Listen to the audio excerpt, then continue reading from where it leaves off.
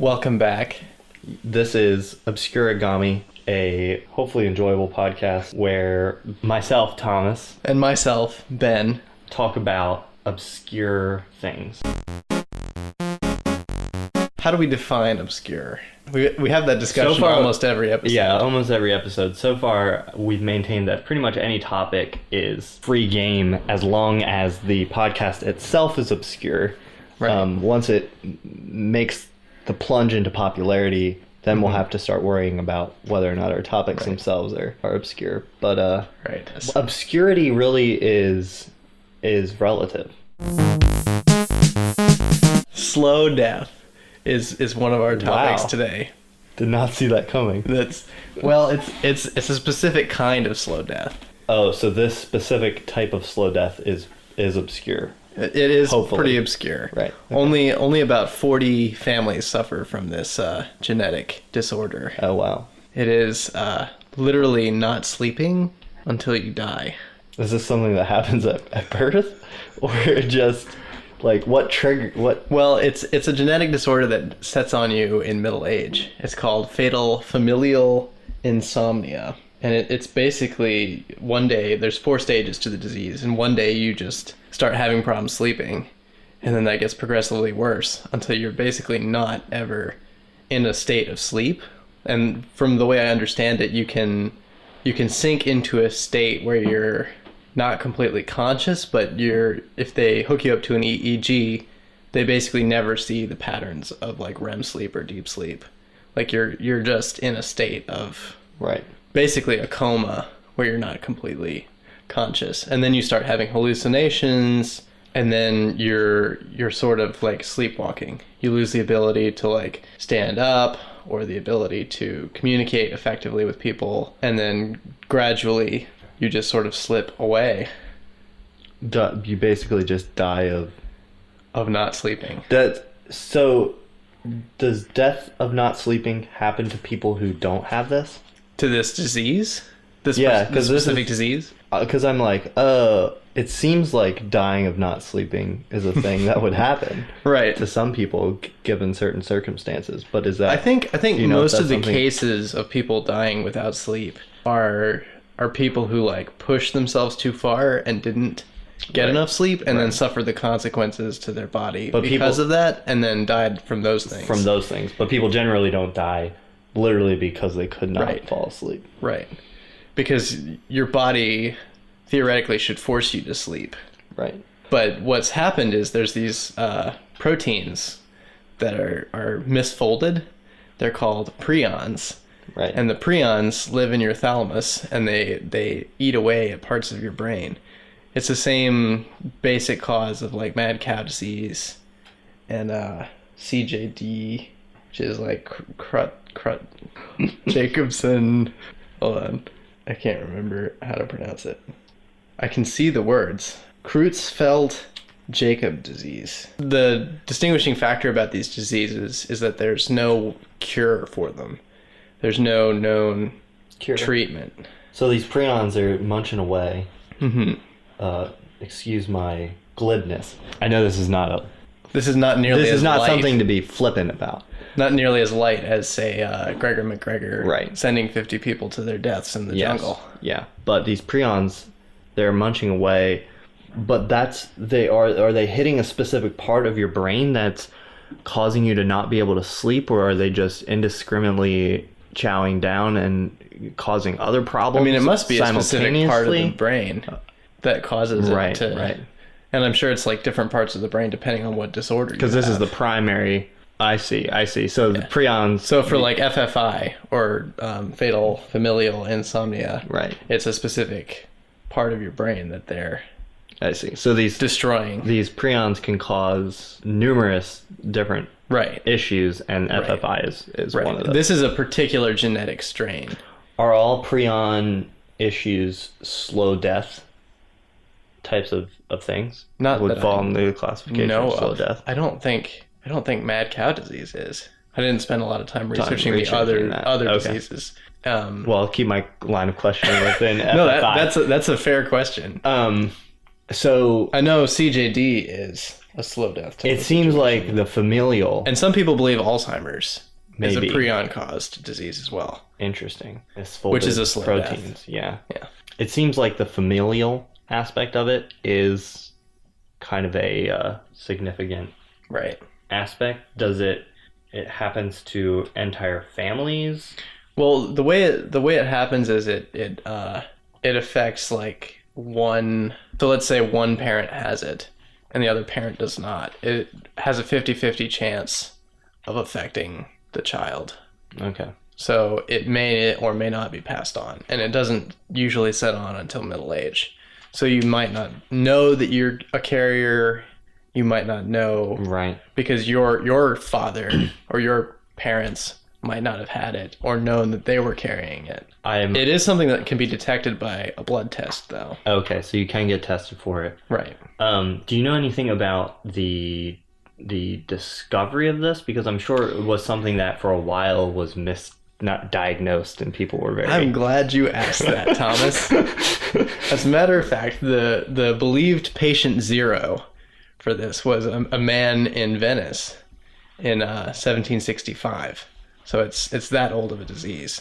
But he was placed in an asylum, and most people throughout history who've suffered from this disorder have faced a lot of different diagnosis. And there haven't been a lot of cases where they actually examined people to find out what was going on, where they Right. actually did brain studies until the 80s, until they actually found out that it was prions that were causing it.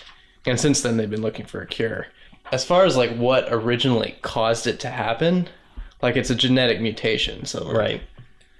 nobody really knows why all of a sudden these proteins just decided to mutate. It just reminds me of one of those things that would have been largely misunderstood, and like Yeah. you would have some uncle that like, oh well, he just went crazy in his 30s and like didn't sleep for a month and then died. And there wouldn't be much more You generally last about 7 to 8 months. okay. So you start by, that's from like the very beginning, like the onset of like, Right. you start But you're having not- like severe insomnia Right. But all from the way through to the death. the onset is not like the from the onset you may sleep after it onsets. It just eventually works itself up to To the point that you're not sleeping. yeah, you're not sleeping at Right. all. So it's not like you don't sleep for 7 months. Right. But like by the time you're into like stage, I think it's 2, you're already not ever in a state of real sleep. How many stages are there? 4. 4. I think you already said that. Yeah. Randy Gardner is the record holder for not sleeping. I think 11 days. 11 days and 24 minutes. Yeah. Stumbled across him. Yeah, I'm curious if anyone with FFI Has him beat. has him beat only to end up in death. Well, I think what they're talking about as far as his record, from what I could discern, because I was a little confused, I think his record is staying completely awake. You can correct me if I'm wrong. Okay, I see. Where he was not even in a state of kind of stupor or sleepwalking. Right. Kind of not. You're not really. Your brain's not in a state of sleep. Yeah. Is what happens. Whereas, So even though these people are not necessarily fully conscious, yeah, and they can even be driven into a coma. One of the interesting things is that sometimes drugs that you think, well, you could just knock somebody out with drugs, right, barbiturates, and just put them into a sleep, but actually that will send them into a coma, and the EEGs show that they're still not asleep. interesting. They're just in a state of some sort of non-rest. Right. It fascinates me because it's one of those things that you don't ever think about really being deprived of unto death. Like you could be deprived of water or like food, and like we think about that all the time, like dehydration and starvation, but we rarely think about the lack of sleep being something that could go so far as to kill you. Right. Yeah, it's just, I guess it feels like one of those things that's so natural to our bodies, like breathing, that like you hardly hear people like holding their breath to death, or like you know losing the ability to like remember how to breathe and then dying just through their own body's inability to like perform a function, a self-sustaining function. The other thing is, like, mad cow disease is something that spreads, obviously, through eating contaminated beef, but are any of these other prion diseases transmittable? And I wasn't really able to find anything that indicates that they are, but just an interesting idea. There's a never scientifically verified account of Thai Ngok, N-G-O-C, Ngok. Yep. He was born in 1942 and claimed in 2006 to have been awake for 33 years, or 11,700 nights, according to a Vietnamese news organization. I've stumbled across him as well. A lot of people believe that he has slept, in the sense that he's been rested in some form. Whether or not he can tell, and a common occurrence with sleep disorders is you kind of lose your ability to tell if you're asleep or not. Yeah. So, and that's pretty much the case with all the sufferers from FFI. But his story is considered a possible case of FFI. But there's not a lot of scientific study that's been done into his specific case. So he's a very interesting fellow. He still works a regular job and carries buckets of water to the fields and lives his life. So now there's another thing to add to your list of things that, you know, you hope you never have a doctor tell you, well, you have FFI. Right. Good luck trying to sleep for the next 7 months as you walk slowly into the night of unending non-rest. It's just about one of the worst ways to die that I can think of. Yeah. Sounds pretty terrible. It's just agony, not being able to sleep. Terrible. Or ever rest. Yeah. There's a couple documentaries on YouTube that I'll include links to on the show notes. But one of them regards a pair of sisters whose father died from the disorder, and it was about their decision whether or not to get tested. And one sister decided not to get tested, to see if she had it. And she said, "Well, we all have a terminal something." And it's just, I don't know, it's sobering to think about that. If you get tested, is it a sure thing that it's going to? The testing just tells you if you're a carrier, not if it will actually, because not everyone who carries it. I'm not 100% sure. My understanding was that the testing would tell you if you had the disease. I see. Not necessarily that you would die from it, that it would set on. Right. Interesting. But interestingly enough, the sister who did get tested had children anyway. And her test came back negative, I guess, so. Well, that's good. Yeah. But yeah, it's an interesting and unusual way to go. Slow death FFI. There's a lot of research that's going on into developing drugs that can fight prions. What's interesting about them is that they don't have any DNA, and so they can't be attacked in the same way that normal viruses can. Right. So there's a lot of research into trying to kill them by tying off fibril ends, but they can't be destroyed by alcohol, boiling, acid, standard autoclaving methods, or radiation.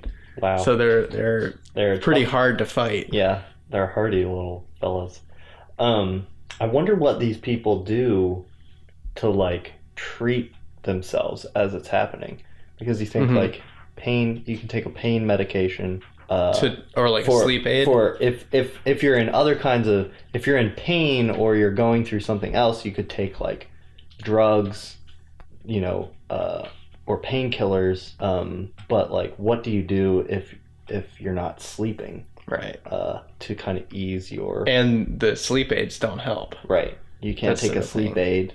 Do you just occupy your mind so you don't go crazy while you're awake? Or well, by the time you're at the point where you can't sleep, you're already having hallucinations, right? So you're already not really with it. Yeah, you're already starting to lose your consciousness and your focus, and it's basically a form of dementia is what it is. But it's brought about by lack of sleep. Terrible. Well, let's cheer things up a bit. Another terrible thing is our random Wikipedia articles section, which we'll do now. Oh, that is terrible. I'm going to hit the button, and we'll see. Do you want to explain what this section is? Well, further? This is just a section where we hit the random article button on a wikipedia.org, the infamous website. Thank you for that concise and well-worded explanation. And then we just kind of see what it is and we talk about it.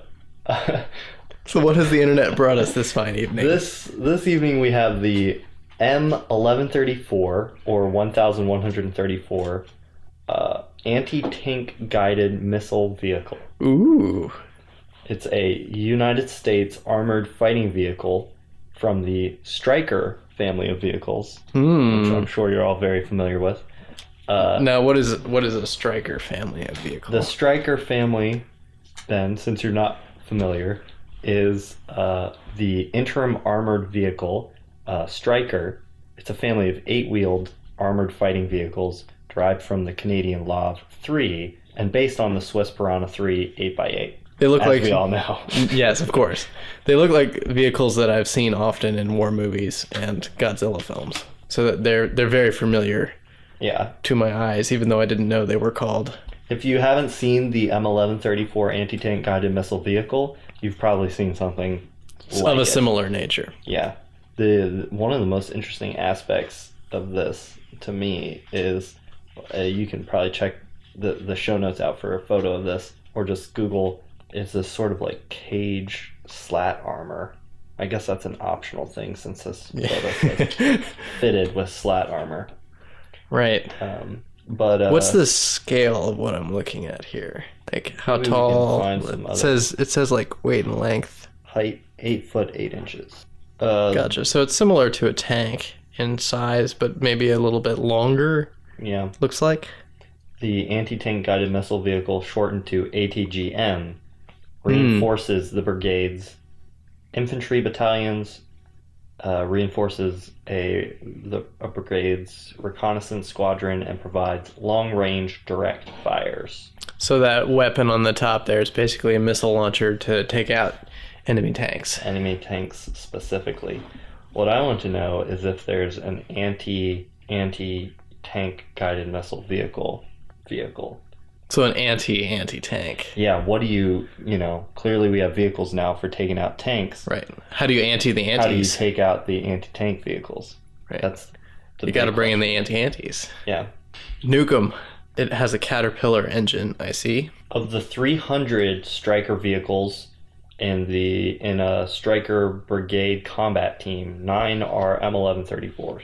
When was this particular vehicle manufactured? Might find more just learning about the Stryker the Stryker vehicle type in general. 1999. They started making Strykers. General Eric Shinseki, then U.S. Army Chief of Staff, outlined a transformation plan for the Army that would allow it to adapt post-Cold War conditions. An early phase of the plan called for the introduction of an interim armored vehicle, which was intended to fill the capability gap between heavy and lethal, but not easily deployable vehicles. Basically, these things are attempting to fill that gap between a Humvee, which would be a lighter armored, but easy to get out there vehicle. Right, very mobile. Very mobile, and a tank, which would be much heavier armored, but much more difficult to deploy. So it wasn't just intended as an anti-tank. The Stryker family of vehicles, which the M1134 looks basically to be a Stryker vehicle with some certain modifications made to it. It's a specific member of the family. Yeah. But in general, the vehicles aren't just intended to fight tanks. They have a more general purpose in that they fill that gap. Yeah. Initial production in 2005 for evaluation, and full production in 2007. Gotcha. So they're pretty new. It looks like they're still being made. I wish that our random Wikipedia articles came with a random article expert to just tell us interesting facts. Yes. That we might be missing. I do have to say that thing is pretty neat. That I'm really curious about the slat armor. The slat armor, what the necessity of that is. Slat armor, also known as bar armor, cage armor, and standoff armor, is a type of vehicle armor designed to protect against anti-tank rocket-propelled grenade attacks. Hmm. So their anti-tank vehicles have anti-tank missile. Defenses. What? How is it more defensive? It takes the form of a rigid slatted metal grid fitted around key sections of the vehicle, which disrupts the shaped charge of the warhead by either crushing it, preventing optimal detonation from occurring, or by damaging fusing mechanism, preventing detonation outright. Wow. Interesting. Because it doesn't look like you're more protected. It basically looks like a little grill, like somebody made a large grill grating and just bolted it to the side. Huh. And that's more effective against those kind of weapons. Huh. I mean, I guess even if that was triggering the detonation, just to have the detonation happening 6 inches to a foot away from your hull instead of directly on the hull could probably help quite a bit in mitigating. Although it sounds like it can do more than that, Yeah, it sounds like it may even just stop it from happening sometimes. But pretty handy. It's been used in the Iraq War and the war in Afghanistan. Well, slow death and weapons of war. This has been a very cheerful episode of Obscurigami. Soldiers anecdotally refer to strikers as Kevlar coffin. So on that note, most uplifting episode. This one will follow in stark contrast to the episode turbine engines episode, if it does in fact end up preceding this one. If you didn't hear the turbine episode, it's because we didn't release it, and you're welcome. If you listened, if you haven't listened to this episode yet, if you're listening to the end of this episode to find out if you want to listen to the previous 20 minutes or so, you're a horrible person, and why are you doing that? Why are you doing that? But also, if you were a little put off by the joviality of the previous episode, assuming it was the turbine engine episode, just listen to this episode. Listen to this episode. It's a nice little downer. I think they balance each other out. Yeah. They're kind of like a duo. Yeah.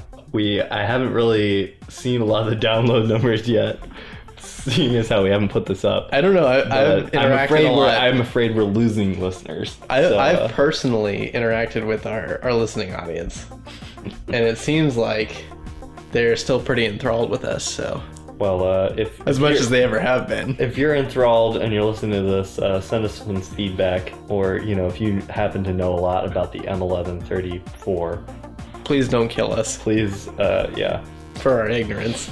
Yeah, you can see the show notes on the interwebs, obscurigami.com. Obscurigami.com. Send us an email. All things obscure, including this podcast. I think that about wraps it up. Most likely. I think that's the show. Another one in the bags. In the cans. Cans France.